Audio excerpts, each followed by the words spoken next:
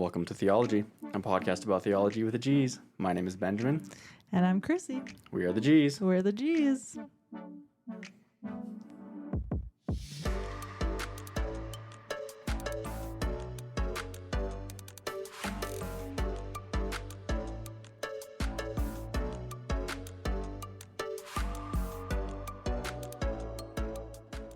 Just a mild dance this evening. I feel like it goes on long. There's always a point where I think it'll be done and it's not, and then I'm like, oh, this is actually the jam right here. Yeah, I know. And then it just cuts out. Yeah, and that's just done. Yeah. Oh.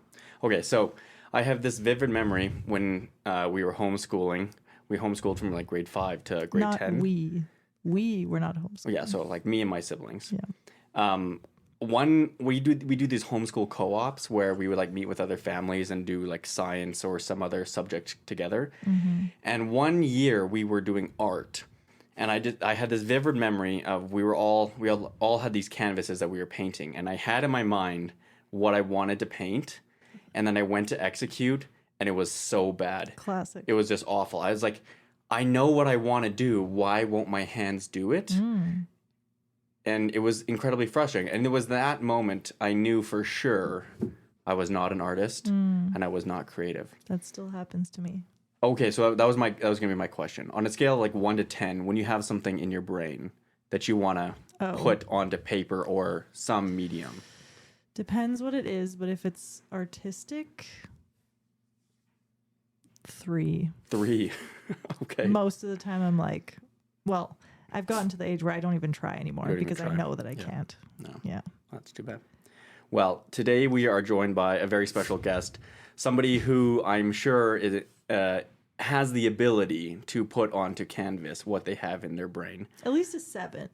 Yeah, I mean, it's up there. We're joined by a paralegal. You can talk now. Small business owner, florist, beloved Auntie Mimi, and sister Aimee Gee. Welcome, Aimee. Thank you. Snaps for Aimee. Snaps. I definitely cannot put on a canvas what is in my brain. No? No.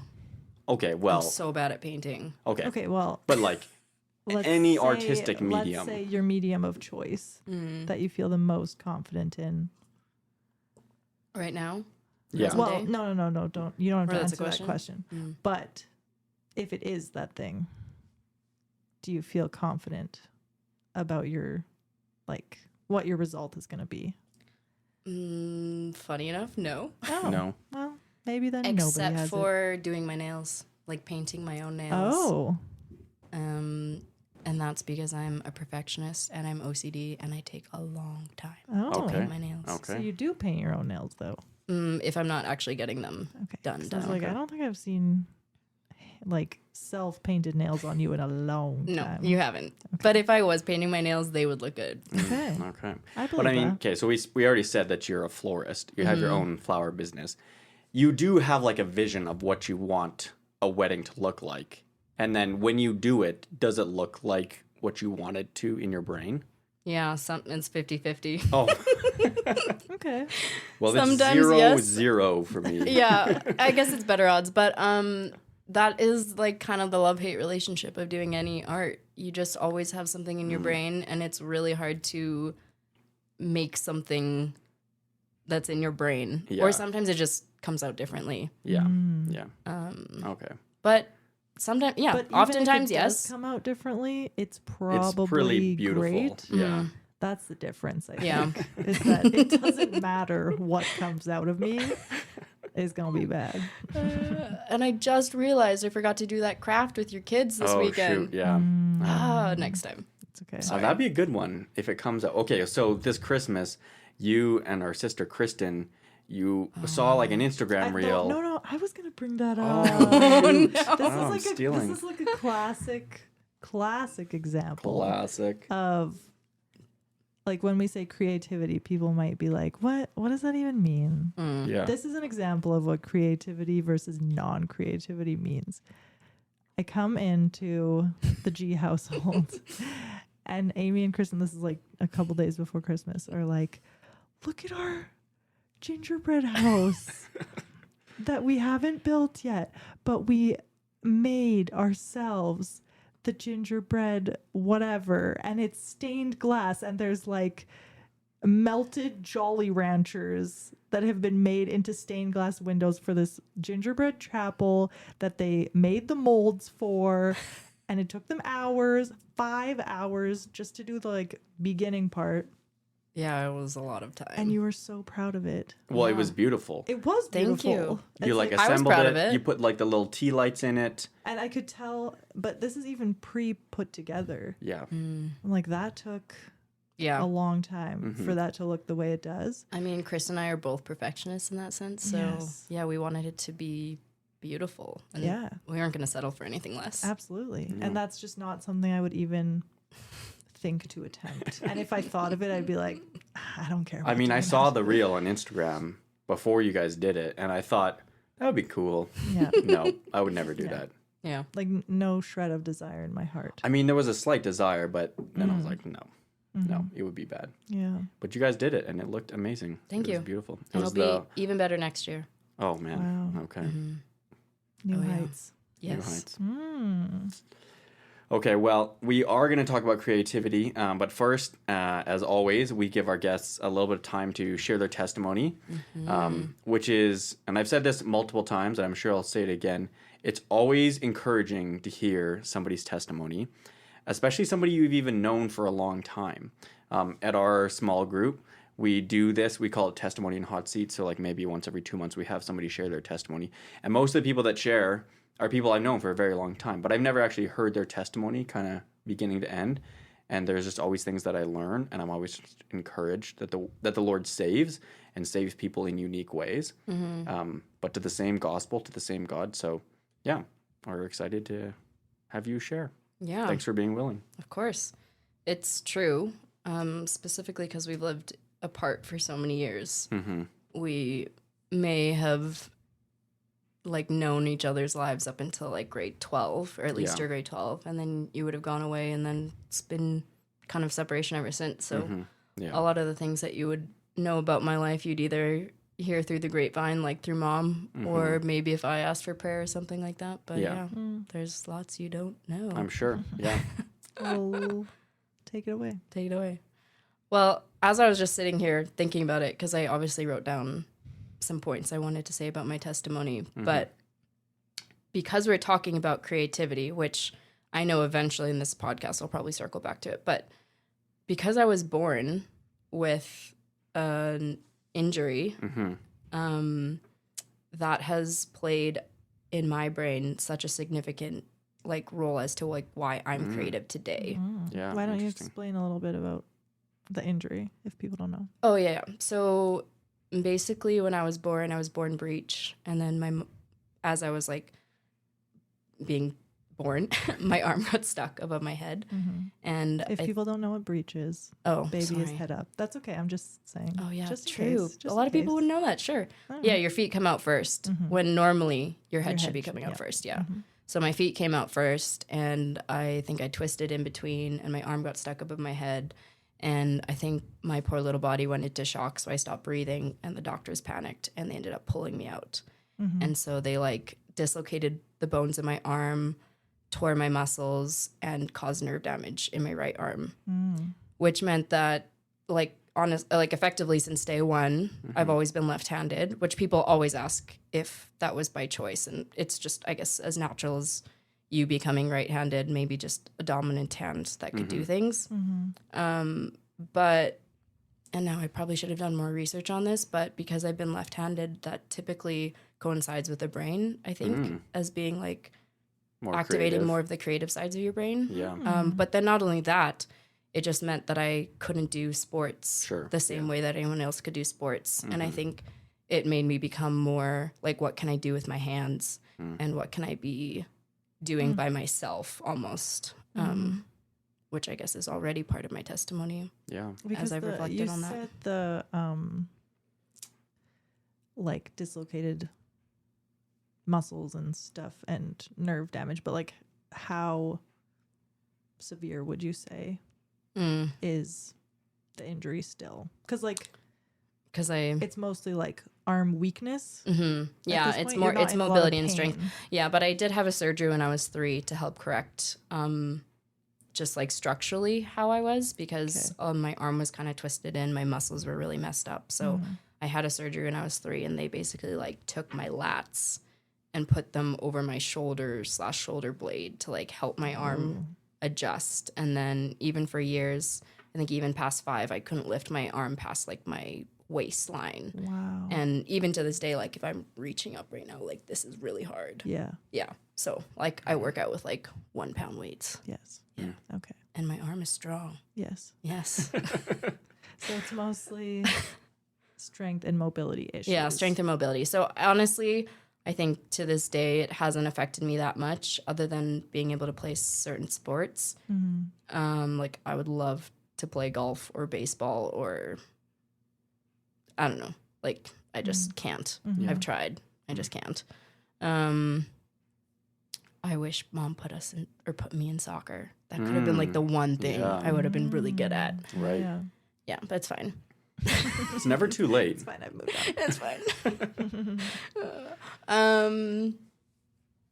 Sorry, I don't remember what. You were talking back to your about how testimony. that affected your creativity. Oh yeah, I just think that it's actually created me to become someone who is creative, which I'm really thankful for now in hindsight. But I don't think I put 2 and 2 together until a few years ago. Yeah, that's cool. Yeah, but in terms of like what we would typically know as a testimony, I'm gonna give like probably a baseline from younger Aimee to kind of when I feel like was more the pivotal moment where I feel like I actually surrendered to Christ rather than just like I said the prayer and became a Christian. Because honestly, to this day, I don't actually even remember when I would have said that prayer.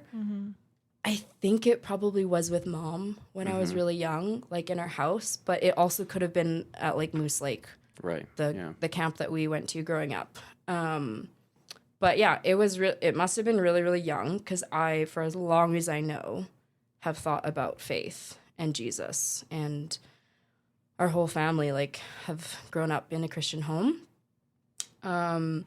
But a huge part of my testimony now, which I've also only processed within the last few years, is that the first time I ever heard the Holy Spirit speak to me, I was really, really young. And it was because I was shown pornography when I was really, really young. Like, I think I was like 6 years old, and it was through a classmate when I was like in school. And that was really, really confusing as a really young kid. And it was also in the like early 2000s. So like access to internet was obviously a lot harder. And I like literally remember like logging onto our like one random computer in that den in the old house and like needing to know like very specific like websites to go to, because it wasn't just like super accessible like it is even on Instagram. You know what I mean? All that to say is that I would have watched like pornography between the age of like 6 and like probably 10, which is kind of wild. And I remember like sitting on my bed when I was really young. It might have been like between 8 and 10.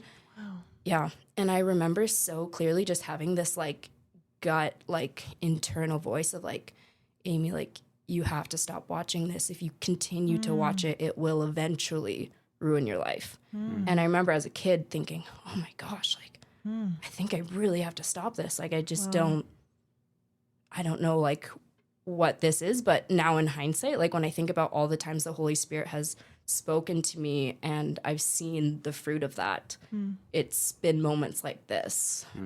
So praise the Lord, I stopped when I was really young. I've never struggled with pornography since. And I've also been protected where I've also never encountered it in ways that would like reopen those like wounds. Wow. But it had a very damaging effect on me from a young age, like how I perceived sex and love and just like, yeah, just it's played a big part. And I think I'm like gaining freedom from that, but only just like now, even after like years of like prayer or processing or counseling or whatever it is. But yeah, so that was kind of the first time I remember having the Holy Spirit speak to me. And I'm just like so thankful that I think Jesus was interceding on my behalf at that point in my life. because I think it's also a big part of like my testimony today and kind of what I feel like my own convictions are and how I live out like day to day, even though I obviously haven't been perfect in every area. But yeah. And then the second time I felt like the Holy Spirit spoke to me, which at this point, like I'm assuming I'm already a Christian, like I don't actually remember, but was when I made the decision after high school to go to Perth, Australia for YWAM, which stands for Youth with a Mission. And I also very clearly remember having the Lord like say to me, this is the place, like this is the spot. Because at that point, I knew many people that had gone to YWAM, like my friend Abby or someone, and they would have gone to like Hawaii, or I've known a lot of people to go to different bases in Australia, but Perth was like the spot for me. And it was honestly like, I'm so thankful for that experience, because I think it was the first time where I really started to ask myself really hard questions. Because up until that point, like faith and Christianity and just living was so easy, like just so easy to take what you've heard and apply it. But then when I was confronted with so many things at YWAM, it just like I needed to ask really, really tough questions. So yeah, I ended up doing YWAM in Perth, Australia, which took me to Nepal and Thailand, kind of as my volunteer outreach portions of the school. And honestly, it did shatter everything I knew about my surface level faith. Like in Nepal was the first time I experienced like real demonic activity, really frightening to me at the time. Battled like severe fears, insomnia at some points. I had to ask myself really tough questions because I was there when the earthquakes happened and thousands of innocent people dying, and just like that being like weeks of being in Nepal, not being able to like help, quote unquote, what we were there to like help. You know what I mean? Like it had kind of completely altered even like what we were there for, what we thought we were there for. And like then in Thailand, I did a lot of work with people who had been sex trafficked. So they were survivors of sex trafficking. So I met a lot of people that way.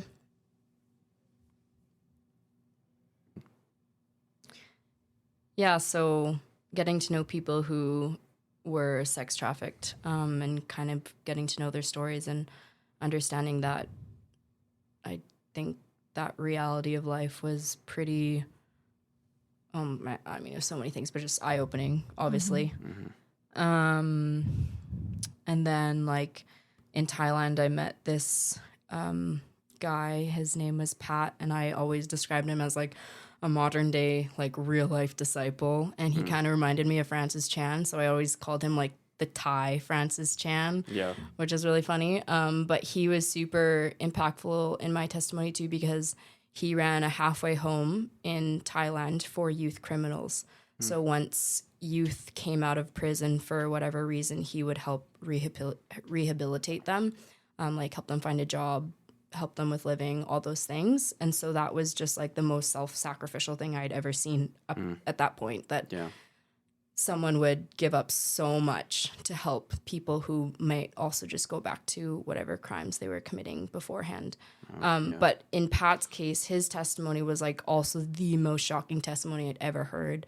Kind of one of those, like, the Lord delivered him from everything in a moment's time. And he completely changed his life around. And I'm talking like he was involved in like witchcraft. He had killed people. He had like so many crazy things, so many stories. And now all he's doing is like just sharing the gospel, but being so intentional with kids who were in the exact same position that he was. So just like faced with like so many things that we would have never ever talked about as kids or seen or whatever, even in our like missions trips that we would have been on. So I think it was like kind of the first time I really felt and believed in the power of Jesus, but also understood the bondage of Satan. And so like YWAM for me was really, really incredible. And obviously like, I don't endorse a lot of things as well, and have my own opinions on it, but for me, it was a really profound experience for my faith journey. And I made like incredible friends and memories there. So that was huge. That was when I was like 18, 19. And then I started university in 2016. And I feel like this is kind of where I take like my kind of turn in a not so good way, where I started university. And I think looking back, it was kind of the first season where that YWAM season came to its close, and I like lost that friendship or those friendships and like that beautiful season in life. And so I was like really depressed and really sad about that. And then I also just felt like I was surrounded by people who just like didn't understand, because I went to this Christian university, and it just felt like everyone there was like faith, like surface level, like Christians. And I know that sounds really judgmental, but I just felt like I came from such like intense experiences, and then it's like barely anyone could go to chapel at the Christian university, and everyone's partying and everyone's sleeping around and like all these things. So that was really hard, and I just felt like I was even had a hard time making friendships that were really deep and meaningful like they were at YWAM. So that was challenging. And at that point, I think I just like started to give into a lot of the feelings that I was really feeling, and I'm like a deep feeler.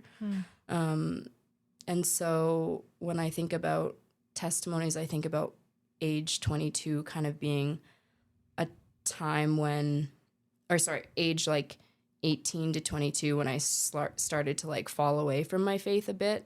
Definitely not completely, but more where I was just really giving into like what I was feeling. And at that point, I just like wasn't feeling how I felt at YWAM, or I wasn't feeling like inspired by people like at school, I guess. Yeah. Sorry, I'm rambling a bit. But in university, I started making like poor choices, and I started partying a bit more and hanging out with some old friends that I love them to this day, but I wouldn't have said that they brought me closer to Jesus in any way.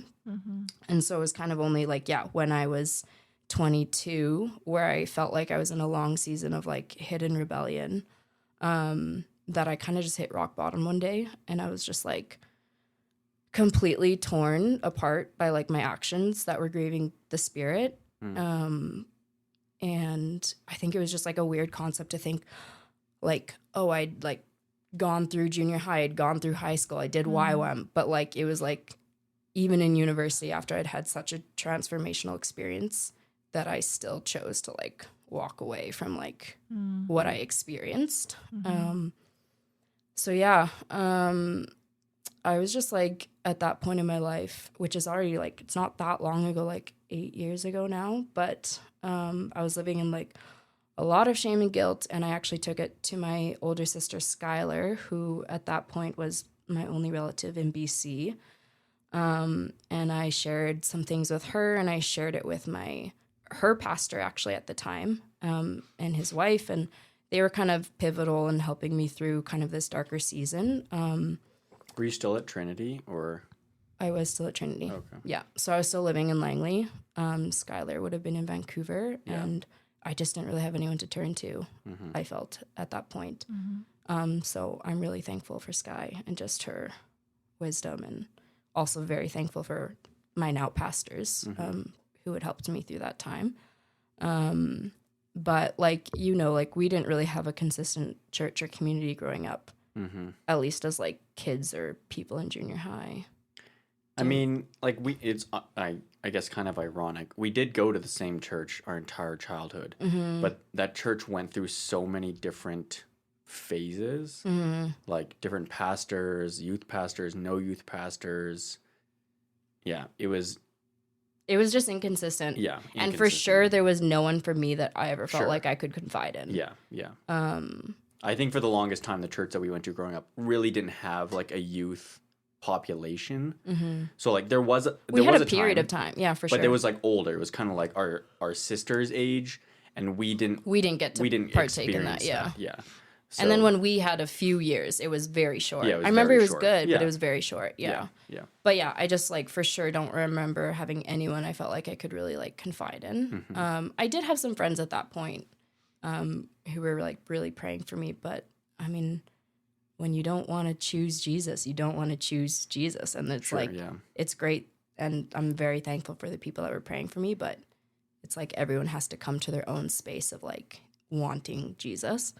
So that kind of happened for me at 22. And then COVID happened when I was still living in Langley. And instead of going to my church at the time in Langley, I started regularly tuning into Skylar's church, which was called Westside at the time. And that was like the turning point for me, I think, where my faith and health really started to mature and become like more consistent, because I just started listening to like really good sermons and really like good teachings for the first time in my life. And I was like actually really hungry for it. And that was different because I think at YWAM it felt fun and experiential and like really real. But this was like, I needed it. Like the thirst that you read about in the Bible, it's like I was thirsty for it and I needed it.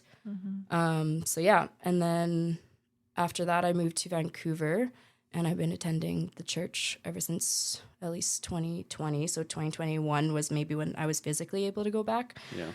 But yeah, that really changed my life and developed a deeper relationship with Jesus and simultaneously like took strides to leave like old lifestyles and ways of thinking and habits behind and things that are still and slowly being revealed to me kind of as sin.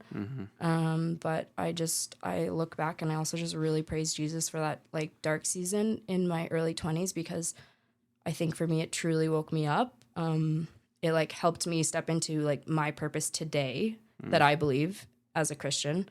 And then it's also helped reignite like what I remembered from back at YWAM and those experiences that I had. And yeah, I really like put Psalm 40 into like my story, because I really feel like he took me from the miry bog and set my feet upon like a solid rock, making my steps secure.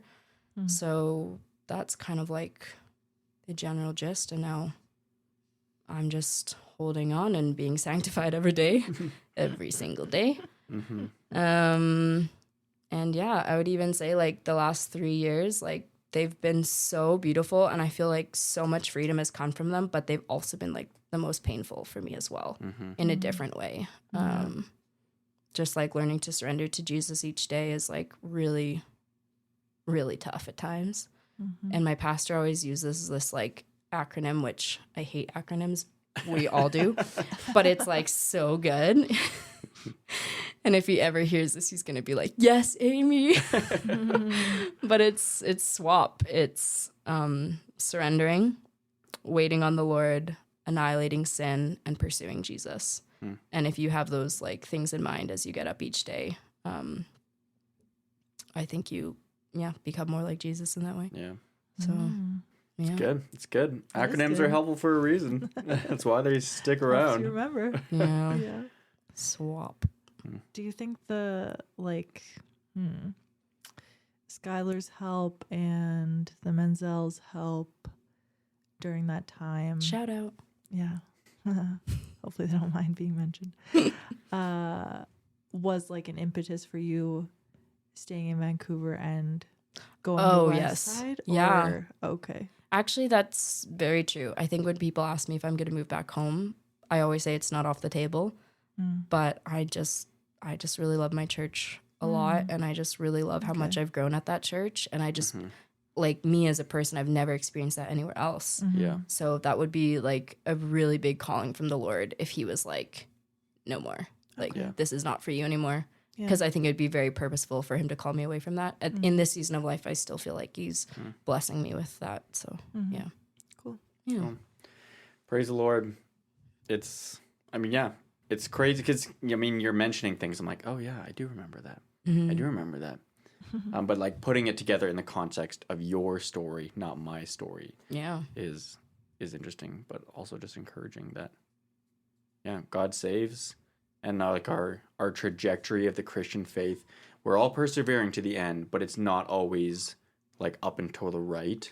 There's lots of backtracks and loops. Tons. And setbacks. And downward. Yes. And then upward. Yeah, because even, like, the last 3 years where I feel like my faith has really been the most strong, I've also felt the most pushback. Like, I Sure, feel yeah. like the more you press in, also the more Satan's like, no, Yeah. like Mm-hmm. wants to pull you back. Yeah. And even that, I think, like, I mean, even coming home, for example, is like a good experience of like, I would love to meet up with certain friends or like text people, and I'm kind of like, but that never really served me in the past. So Oh, interesting. maybe I should just Yeah. keep going. Yeah. Yeah. Interesting. Anyways. Yeah, I mean, in one sense, like the process to put to death sin in your life. At the beginning, there are many sins that are easy to put to death. So easy, yeah. right? Or just easy to spot as well. Yes. Yeah. Yeah. Like, I mean, if you're into gambling, well, actually, maybe gambling's not a great example, but like there are like many outward easy sins that you could like. But as you go, you realize how deep the sin actually really runs, and those deep-rooted sins are the ones that are actually really, really hard to kill. Mm-hmm. Yeah. Okay. Well, thank you, Aimee. Thanks for sharing your testimony. And obviously, this will bleed into our conversation on creativity. Kind of already has. Yeah. But like, okay, so you kind of mentioned you were born with your disability, and that has affected your relationship with creativity. Do you feel like you are just intuitively a creative person, or it was born out of circumstances? Nature or nurture? Yeah. I think both for me. Yeah. But partly because, like, for example, my second job is not feeling very creative or artistic. Right, yeah. I'm very detail oriented, and I need to still be thinking very clearly with my brain and making judgment calls and all those things. So Yeah. But does that like suck you dry, or you like that as well? no, I like that as well. So I actually just think it's like kind of this thing where the Lord has used it for my own good. Who's to say, like, I might have been creative if this hadn't happened either way, but I do think like it's created this like unique sense to who I am, where I think I can have both. Yeah. Yeah. Yeah. So I mean, like, okay, so growing up, obviously, like, me and Kenzie are playing a lot of sports, playing hockey, and our sisters are dancing. What did you do? What was your What was your childhood hobby? I made and sold cards to Mom. Oh yeah, I forgot about that. I would no. That's I would make creativity. her drive me to Michael's, pay for the stickers and the paper. Yeah. I would make the cards, and then I would still make her pay for the cards. Wow. Entrepreneurial spirit. Yes, I know, from a young age. I definitely.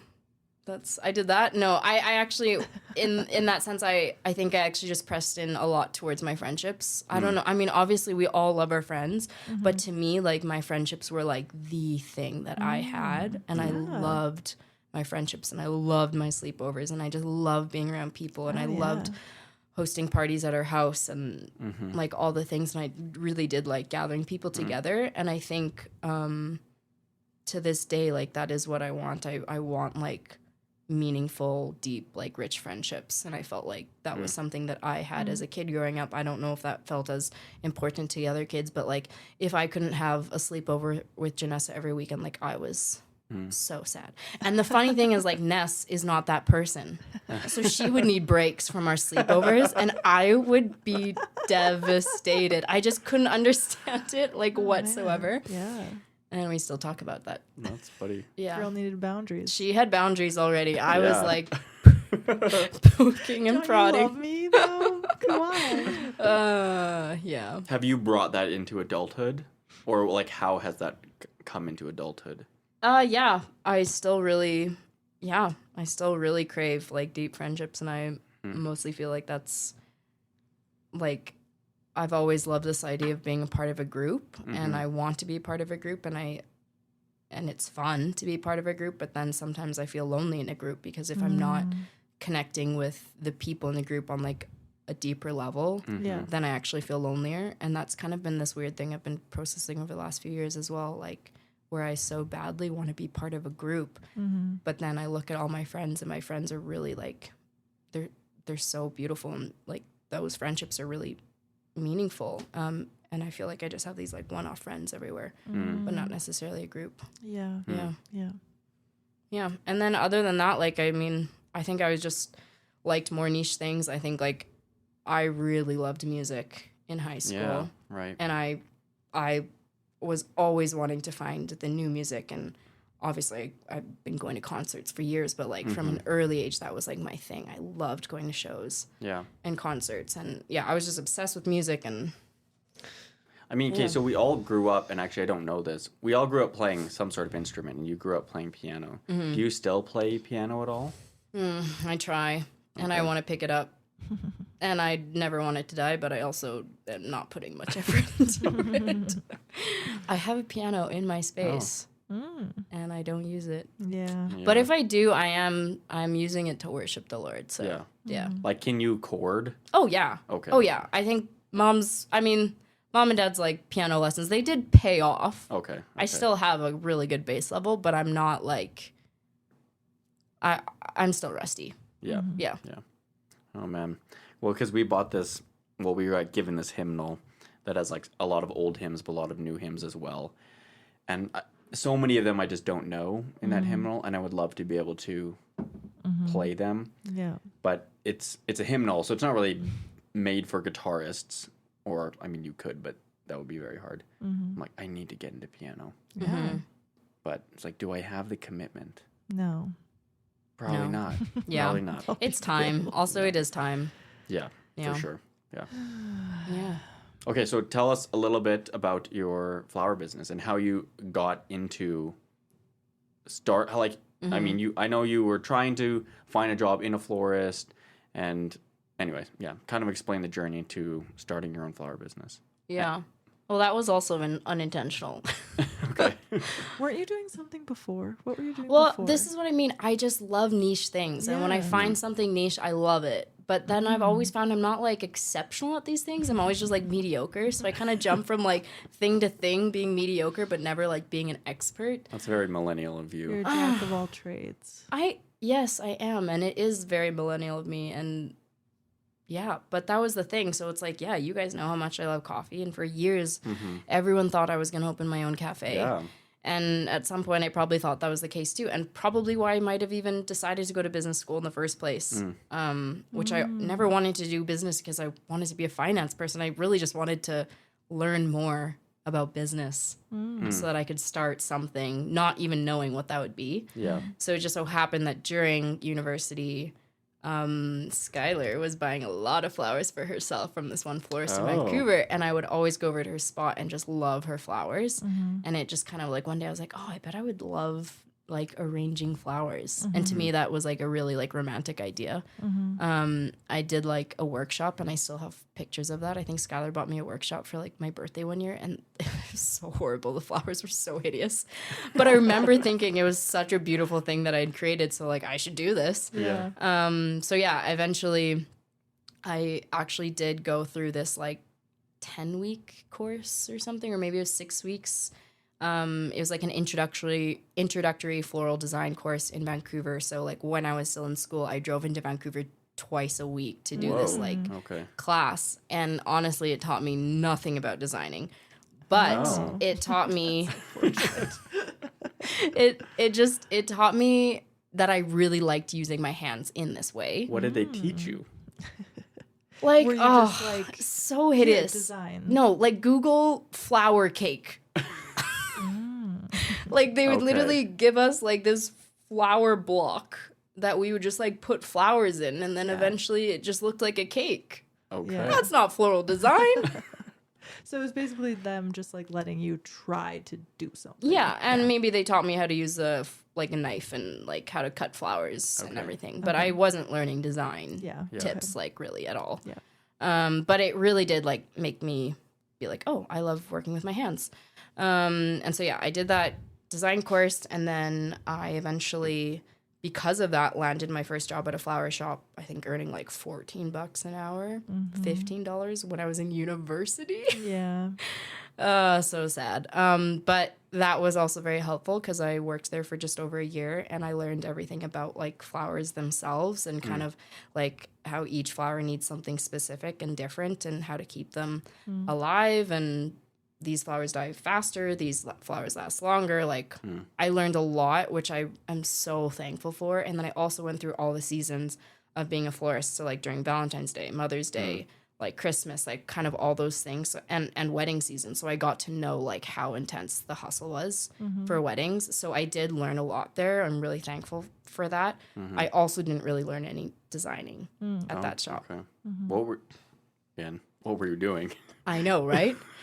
No, unfortunately, without wanting to be too like exposing, I just like the owner just didn't really want to teach us how to design. Yeah. Okay. I think she was just maybe gatekeeping a bit. Like she would just tell you what to do and then you did it? Or? Yeah, we just did all the like grunt work. Okay. And she would do she like would the do fun flower designing Okay. work. Yeah. I mean, there was another like florist who designed as well, but for how many weddings we did, like I could have easily helped if they just took more time to teach me. Right. So, I mean, I kind of learned as I went and on my own time buying my own flowers and doing my own designs. But then one by one, my friends just started getting married and just started asking me to do their weddings, and kind of that's just like how it started. I just started doing more and more like friends' weddings. And then eventually I was like, okay, I think I should just like do this. And then, I mean, fast forward a little bit later, I moved to Vancouver, as we know, and I got a job working at this law firm. And that was also kind of like, I loved law classes in university, so I thought maybe it would help me decide if I want to go back to school for law, which I don't want to go back to school for law. But I also remember after my first year negotiating with my boss, like, not negotiating, but kind of expressing like, I love working for you. I love working for this firm. I do want to grow here, and I am enjoying this work, but I really miss being creative. And so, like, it's such a blessing, but he let me drop my hours down from 5 days a week to 4 days a week so that I could do flowers on the side. And so that's how it started.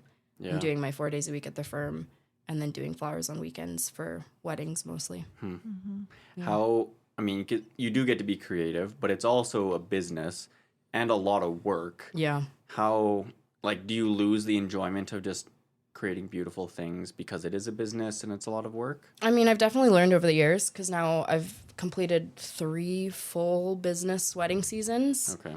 So I've been doing it for years, like 5 or 6 years now. Yeah. But like in terms of having my business and like everything, that's been 3 full wedding seasons. And yeah, I've learned year after year, maybe even 4. I can't remember.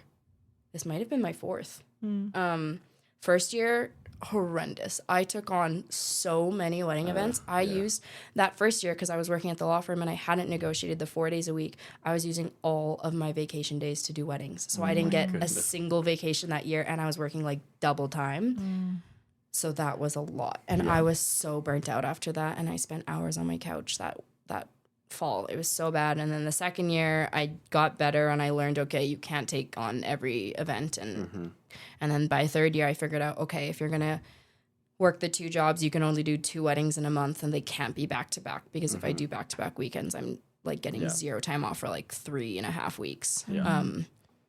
So yeah, I've just like learned. It is a lot of work, but I've like have like pretty strict boundaries now of what I can and cannot take. And unfortunately it really sucks. Sometimes you get a wedding query of like a date and technically you're free, but it's not really worth it if it's going to sacrifice your mental or your physical health during the summer. So do you feel like you still enjoy but I the am still flowers? enjoying it, and I think that's partly because of the boundaries of me like being able to like work and do the flowers. But yeah, I've learned that for sure. And do you think that's only possible in the way that you are setting up your calendar with flowers and work now, to do it every other weekend? Like if you did it every weekend as a full-time job, you wouldn't enjoy it? It would be terrible. Yeah. Okay. Because it's like I work 4 days a week. Then I essentially work 3 days for a wedding. 3 full days for a wedding. But even if you weren't working the regular legal job? Oh, I think I would then burn out, like knowing me, or this being the millennial side of me. I think I would kind of like decide, oh, I don't like doing this all the time, or Interesting. This is kind of like burning me out a bit more creatively. Like this is what I mean by the 50-50. Sometimes I go to design something and it's amazing and it's like exactly what I thought and what I wanted, and the flowers were great and the quality was great and all the things just worked out. And then there's sometimes where I'm like, oh, this was not what I thought. But you're right. Then the flowers still being really beautiful, or just the fact that I could still manipulate them in a design that made them look beautiful. Yeah, they end up being great, but they don't always like work out how I expect it. Yeah. Okay, well, that kind of leads me to my next question. Kind of like the balance between it's a business, you have actual clients, it's a creative activity. Like, what is the point of creativity and beauty? Like, why is that something that exists? I don't know. Like, we don't have to have flowers at weddings. We could just have weddings. They don't have to be beautiful flowers. Totally. There are flower arrangements that are more beautiful than others. I don't know. What are your thoughts on, like, what is the point of all this? Well, honestly, my answer would have changed over the years and from year to year. And I don't know what I would have said 4 years ago when I would have started this. But like now, with my testimony, I 100% would say like creativity is just a gift that's been given from the creator. And I'm someone that has been given at least some artistic and creative abilities. And I think just like reading over the creation story really does give a lot of purpose to like God creating things, me creating things, humans being made in his likeness, and then having the ability to create too.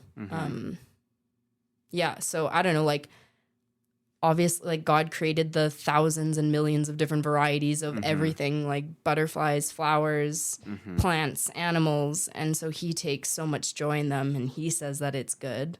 And so I also feel that too. Like it's also a deep feeling and not everyone has that. So I really appreciate and love that. Because you might look at a flower and be like, oh, that's so nice. But I look at a flower and I'm like, oh my gosh, that is so beautiful. And everyone who knows me, like I'll go on a walk and I'll stop multiple times to take pictures or something like that, you know? Yeah.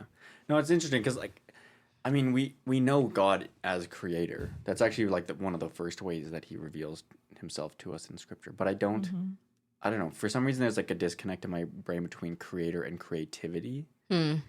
But clearly, if you just look outside, God is creative.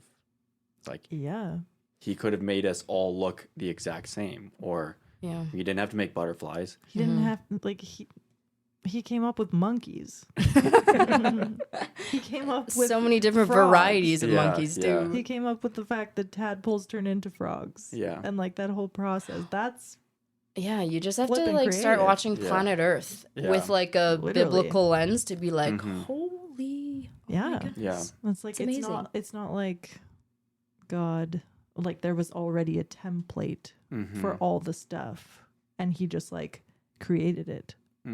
It all came out of his brain. Not his brain, but like him. But even like in like the creation story, like the very first point where like God created the heavens and the earth, like the earth was without form and void, darkness was over the face of the deep, and the Spirit of God was hovering over the face of the waters. Like, God created this. His Spirit was hovering. Like, he's ready to create. Like, he's ready to make something. And eventually, in his creation, he makes us in his likeness. And because he makes us in his likeness, we already have this ability and beautiful gift to be able to create. And I was talking about this with like my pastor's wife too, because she's also a very creative individual, and she also sees like creation and beauty in such like a beautiful, like childlike way. And yeah, I think like we were talking about how even people who have the Spirit of God, like who actually have the Holy Spirit in them, they must have this like unique ability to also create, because you're now creating for someone other than yourself. Like a lot of secular artists and musicians, what they're creating, what they're putting out is very self-focused. And in reality, if you actually are coming from this Christian standpoint where you know who created you, you know how he created you, and you know that he's given you these abilities, then you're obviously going to be able to use them for like his kingdom and his glory too, which is a really unique thing I think about Christian artists as well. Yeah, no, it's so, I mean, it's just interesting to me because like God, he could have created, but not really have been use creativity, right? Totally. Like, Yeah. everything could look the same. There didn't have to be color. If somebody asked you, make a new species, you build it. Do you think it would like look like something God created? Yeah. It's like, I don't know, his creativity is incredible. It is incredible. So, but like, I guess Like, the mine's question I'm gonna getting be at is a like, block. why? Why create something? Why create many species of butterflies and not just one? Why create humans to look different and not just one? When he could have done it either way. Are you asking me? I don't know. I'm just asking the collective group. Yeah. I mean, obviously he takes joy in it. He blessed the things he created too. He blessed the animals, and he blessed humans. And I think he just, I mean, God is a creator, like and he's a communal creator too. That's like a joyful overflow of his own nature. Totally. Yeah. And I think maybe that's where like my brain is leading to me is like we often speak about God doesn't create out of need or necessity or want or desire, right? He creates out of an overflow, right? And creativity is kind of that in a sense where it's like we could build everything purely functional, but the overflow is to do it in such a way that is beautiful or unique or whatever it might be, and that reflects something where it's like we're not just doing things because we have to, but because we've been given this like desire to reflect our creator who does things out of an overflow, not just the bare minimum, but something that's like beautiful and over the top. And it's like, imagine God creating these things, and one by one he creates things. He's like, cool. But then he's like, oh, good. Like, and then it's like, oh, this is really good. Let's create this. And then let's create that. And then he's like, oh, this is very good. And I just like love that feeling because when also I create and I'm like, oh, this is good. Like, I just love it like helps me gain momentum to keep creating. And I think he like really took joy in that. Like, I think he looked at what he created and saw, man, this is really good. I'm excited. Like, let me make more. So yeah, I love thinking about that idea of him creating and just looking at his creation being like, this is so good. Yeah. Ultimately, I think it's about his glory, right? Yeah. It's like God's going to get more glory by creating something that's like beautiful and intricate and astounding than something that's not. For sure. Than something that's just like a blob that is there to serve a purpose. Yeah. And even if that is like literally for us to give him more glory because of his creation. Yeah. Yeah. Well, I also love thinking about because he's created so many things and so many things that we won't ever see in our lifetime. Right. He's created it for his own sake and like for his glory. Like he's like all these fish in the ocean that we have no idea what they look like, how they operate, how they eat. Yeah. Like he knows everything. Yeah. And I love this concept of him looking at this and just taking it in and just like being satisfied like with what he's created. And like we don't even see that. Yeah. And somehow it still brings him more glory than if it wasn't there. Right. Yeah. Yeah. Oh, no, it's good. Have you ever, I mean, in the context of like church and service, I mean, if you are type A or you're like gifted musically, like some of those gifts often fit well into like church service and feel like valuable to the church and the kingdom. I mean, the ability to create flowers or to paint don't necessarily find their natural place in the service of the kingdom. So how have you used your gifts for the kingdom, and have you kind of struggled to see creativity as something like maybe less valuable to the kingdom of God? Well, I think, yes, I probably would have at some point. But I also, like, growing up wasn't volunteering in a church. I wasn't helping with sound or helping with graphics or... Right, yeah. So I wasn't, like, using those gifts. Now, at this stage in my life, I feel like I am trying to use these gifts. And I do see them valuable because there's going to be people like me who are able to do this and want to do this, and it's going to bless other people. Yeah. And it's going to point towards the creator. Yeah. But maybe at some point I wouldn't have thought that. Yeah, sorry. Yeah, no. I mean, I think like it kind of depends on like the church context, right? Like if you go to a mega church and they have the financial ability to hire a graphic designer, Oh, yeah. that seems like a more natural place. But like in the context of a small local church, I don't know. I don't even feel like at our church we have like a place for people who are super creative to like express and use their gifts well to serve our church. I mean, you can use creativity in any avenue. Like if you look at the women in our church who have headed up the children's ministry, they're doing it in a very creative way. Yeah. And like adding things into it and making it special in a way that like if I was doing it, probably wouldn't have been as creative. So Also, and like, are you talking about creativity synonymous with like artistic ability or what? Yeah. I don't know. Because you say that you self-exclaim that you're not creative or artistic. I think you're more creative than you think. Yeah, because I think you are creative, 100%. I think whether you think you're super artistic. Yeah, maybe I'm, not in a sense of like painting. Yeah. Yeah, because actually I do think, because like when we talk about like being creative and what God does, right? Like he shapes man from the dust, right? He's taking raw material. Well, his case, he's taking no material and then creating something. But like for Adam and Eve, they are called to like cultivate the garden and to work. And to work really is, especially in Adam's context, to take raw material like the ground and then make something out of it. And that is something that we do. Like if you're preaching, you're taking the raw material of words and crafting. Preaching can be very creative. Yeah. And then from like my job as a you're creating all the time. I am creating all the time. I just don't necessarily see it as a creative enterprise. Yeah. But like people who are doing sound at church, there's a way to do that that's more artistic and creative than another way to do it. Yeah. Right? Yeah. Depending on your ear, depending on how you want it to sound. It's just like I feel like there are lots of ways to let that out.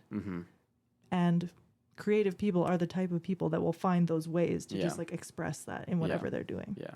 So I guess it's more of just like a framing of your mind and seeing what you're doing, whatever you're doing, as a way to reflect the creator, to take something raw and not like formless and void and then turning it into something beautiful or something that serves a purpose. And honestly, I did not start thinking about this biblically until recently. Okay. I think, like I said, thinking about my testimony and how the injury might have been something that helped me become a creative and artistic person is something I only realized within the last few years and thank the Lord for now that he uses it all for good. And now, like, even my job itself, like, it didn't start off me becoming a florist thinking this is going to honor God in every way. Of course, there was aspects of that, but it felt just more like, oh, I'm starting a business now. Now I actually am very purposefully trying to see it more as like a way to like build his kingdom. Yeah, that's cool. Well, that's very cool. Yeah, again, it's just sanctification is a process and a journey, and sometimes it's just like acknowledge the Lord in all your ways and he will make your path straight. It's like not everything that you have to do has to be like super intentional about, you know, serving some kingdom need, but it's like honoring God in the things that you're just doing and using that to serve him. How have you used your creativity and your like your artisticness to bless and minister people around you? Yeah, I mean, in very practical ways, if I have flowers on hand and I know someone's going through a hard time, I will try and just gift them flowers. I think like Tell me a bit about your work with like the seniors and doing flowers. Yeah, I mean, that's actually also a really cool thing that happened, I think, actually out of my disobedience. Because years ago, when I was living in Fort Langley, I would walk by the seniors' home all the time, and I also heard the Holy Spirit say, you should you should go in and you should volunteer. And I walked by so many times, and like, maybe. And then COVID happened, and then I couldn't. And then years go by, and I've started this business, and I get this same kind of like, you should volunteer with seniors. And so I ended up like applying, I guess it's kind of like an application, but putting the word out to different seniors' homes that I wanted to volunteer. And I just had this moment where I was like, in an email, I was like, also, I'm a florist, so if you ever want to do flowers, like, I'm happy to do that too. And this one, so the home that I'm working with now on a regular basis, the creative, like, what's her name, like the art or just the recreational, like, facilitator, I remember she emailed back and she was like, I have been wanting so badly to do flowers at our home, and I've never been able to like do this. Like, I don't have the creative ability to do this. And it was just like this moment of like, whoa, that's it. Cool. This is it. Like, this is what I'll do. Yeah. And it's just like funny because like, yeah, I could have started this earlier, and I mean, I could have just volunteered and done whatever they would have wanted or needed. But now in this season where I'm actually trying to like think about my business in a way that like honors the kingdom, this is something that I'm like, oh my gosh, I now love doing this, because it was something also that I think God just like put into my lap. Because it also didn't happen. Like, I wasn't actively thinking about it. Yeah. But the fact that she was so excited about a floral program was like cool. And at first it was kind of like, maybe we'll do it 1 month. Maybe we'll do it 2 months. And then everyone just started loving it. And so I do that often with them. And so I do it regularly with like this one home, and I've done a bunch of one-offs with different nonprofits and charities like Samaritan's Purse or Promise Vancouver, or just different places. And I've reached out to a lot of places. Ironically, I used to do like prison ministry with Pat when I was in Thailand. And I would absolutely love to do flowers at a prison, but I have no idea how we can do that because the equipment isn't very safe per se. I guess, And you can't like keep flower. I don't know. I don't think you can keep flowers in prison, but I have emailed them twice with no response. But I think if the Lord wants it to happen and I keep emailing, he'll get it done. He'll get it done. So like, I do really love this part, and it's also been a blessing to me because it keeps me like being able to do flowers throughout the winter without.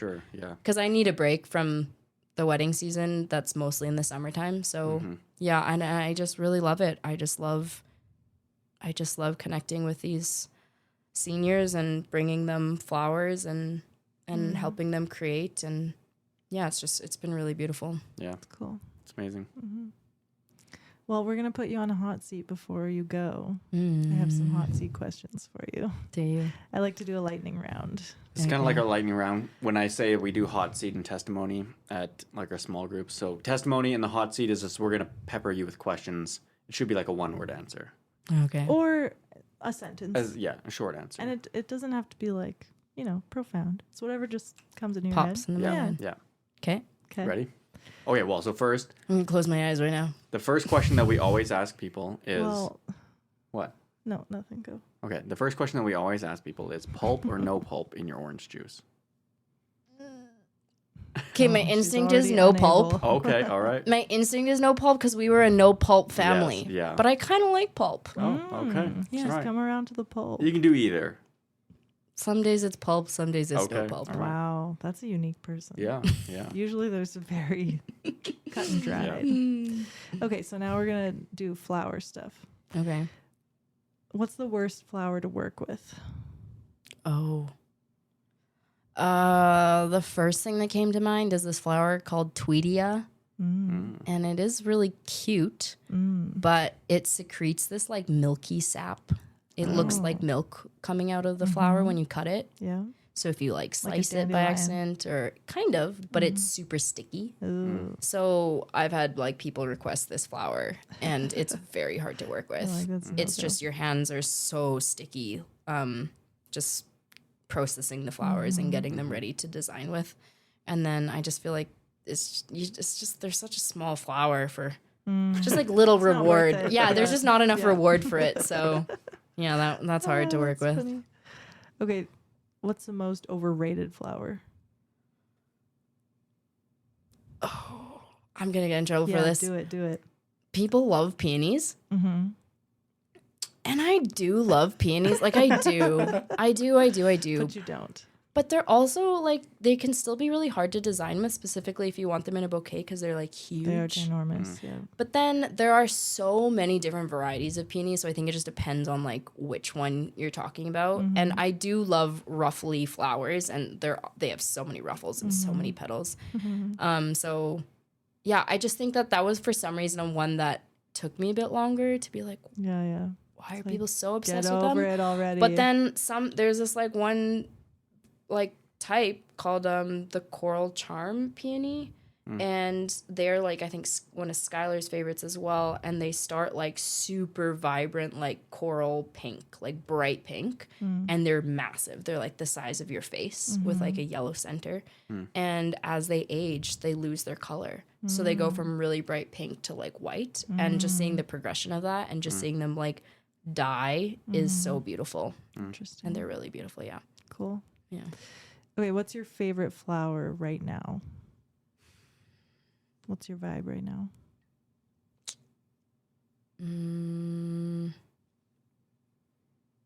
The thing that popped in my brain is orchids.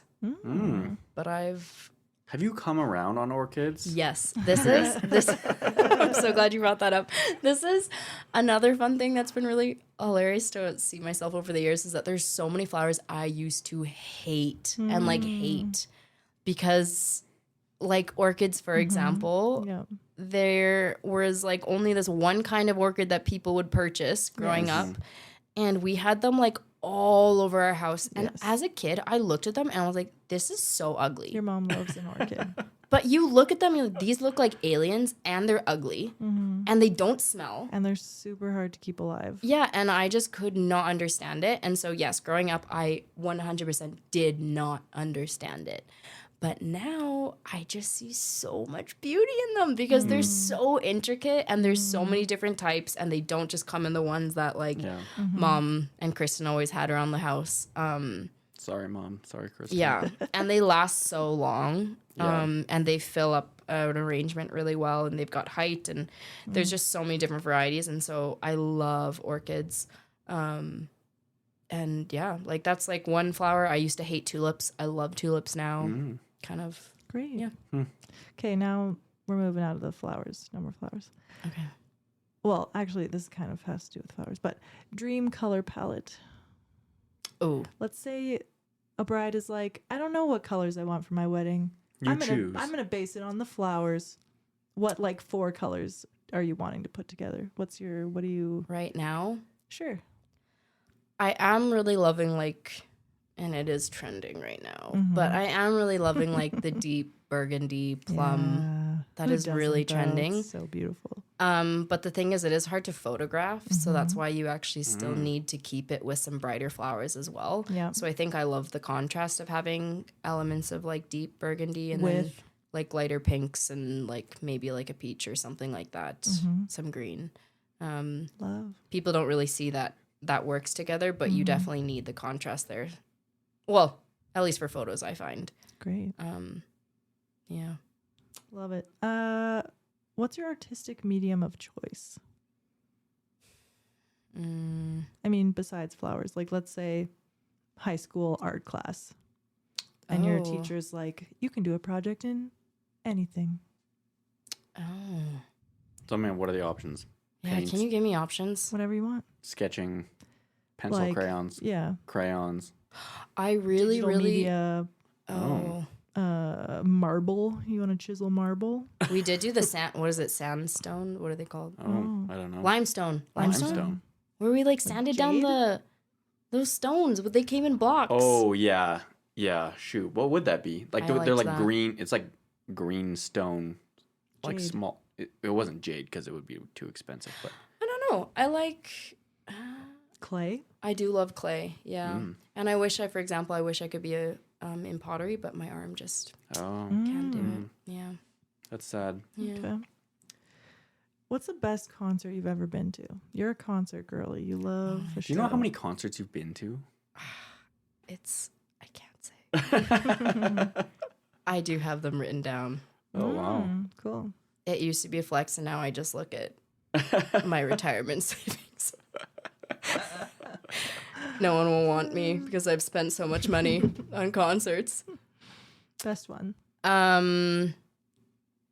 My most memorable one would have been Gregory Alan Isakov Mm. at Whoa. Community in Canmore. Oh, Wow. He is this like folk artist, Yeah. and I mean I don't listen to him that much anymore. His music is very sad. It just like gets you in the Yeah. and it's and I do love the music, but I don't listen to it that much on a day-to-day basis. But I remember going to that small venue in Canmore. It's like a cafe. It's like a tea cafe during the day, and then they open it up for like local concerts in the evening, and it was just a really, really magical night. So that's kind of the first one that popped into my brain. Cool. Yeah. Most desirable quality in a prospective male friend. Male friend, hey? Mate. Mate. Oh. I want them to make me laugh. Mm. And good answer. that's actually hard to do. Yeah. It's hard to make you laugh. I think it's hard to like have that connection Yeah. to like really naturally laugh. Yeah. I would love to have that. Yeah. Yeah. Great. Next travel destination. Or You're also like a desire. traveler. Where I want to go to. Yeah, I mean, I don't like to use the phrase bucket list, but Yeah. what's on your bucket list? Well, I haven't been to a lot of places that are kind of the trending places. What do you want? So I am going to Italy Oh, right. next year, yes, 2026. And that's also such a blessing because I was dying to go the last couple of years and just cool. couldn't find a person to travel with or didn't want to go by myself. And so I'm going this year for a friend's wedding, and that was really great because I was really sad to like have that.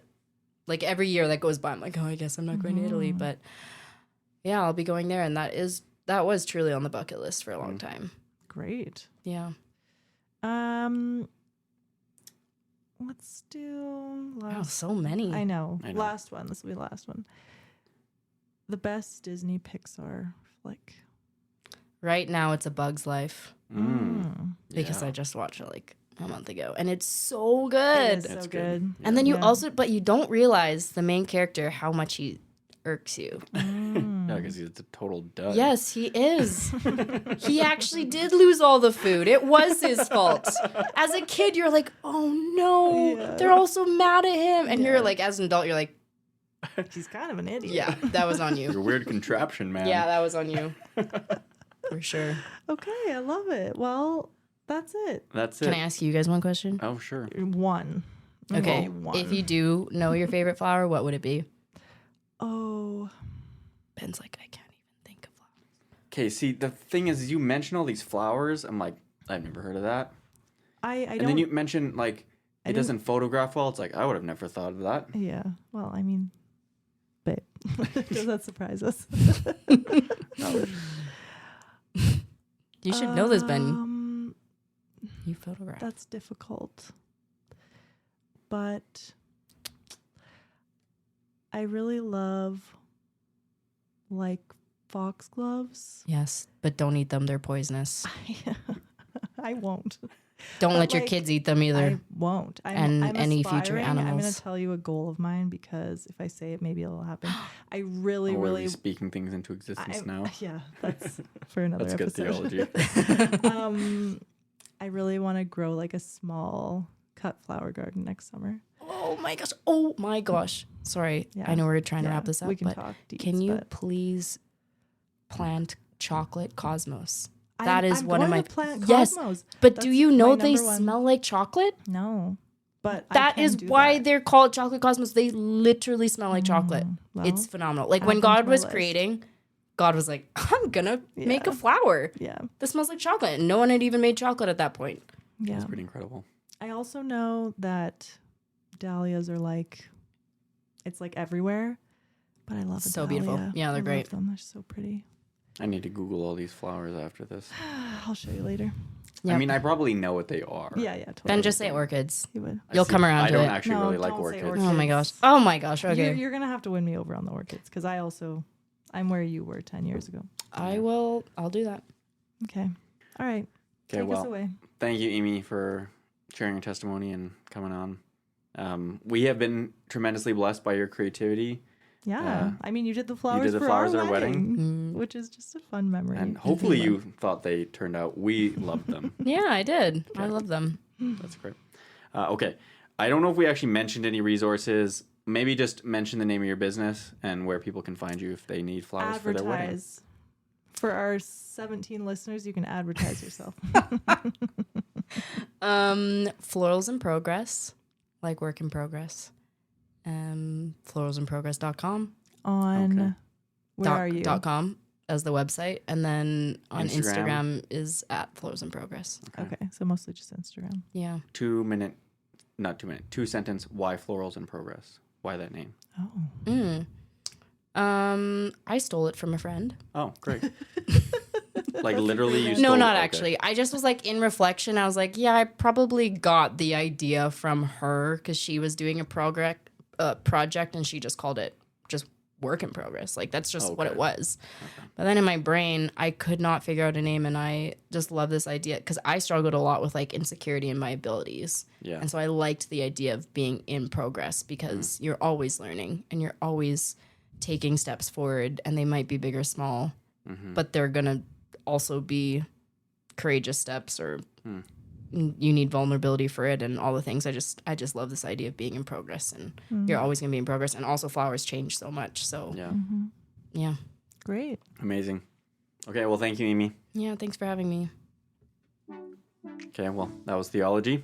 We are the G's. You can find out more about our podcast at theology.ca. Follow us on Instagram at Theology Podcast and send us your questions to questions@theology.ca. The grace of the Lord Jesus Christ and the love of God and the fellowship of the Holy Spirit be with you all. Amen. Amen.